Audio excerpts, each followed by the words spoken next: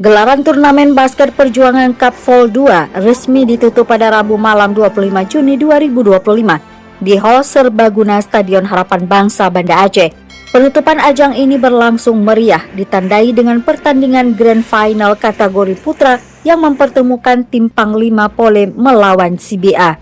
Pertandingan berlangsung sengit dan dramatis hingga menit-menit terakhir. Dengan semangat juang tinggi, tim Panglima Polem akhirnya berhasil keluar sebagai juara setelah menaklukkan CBA dengan skor tipis 65-7.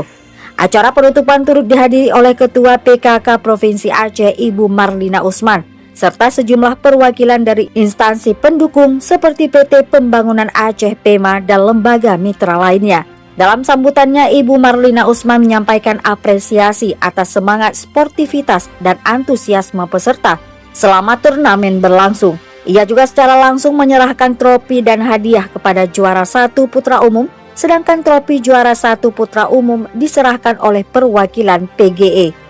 Penghargaan untuk posisi kedua dan ketiga dibagikan oleh para sponsor pendukung. Selain hadiah kompetitif, panitia juga memberikan cindera mata kepada PEMA Global Energy selaku sponsor utama, sebagai bentuk apresiasi atas dukungan dalam penyelenggaraan turnamen.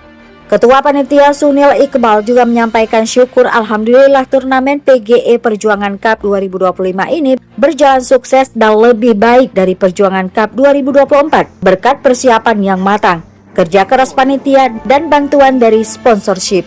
Perjuangan Cup ini adalah salah satu ajang adu skill dan kemampuan bagi seluruh atlet, baik yang dari klub maupun pelajar, dan sekaligus melihat bibit untuk kemajuan basket Banda Aceh khususnya dan Aceh pada umumnya.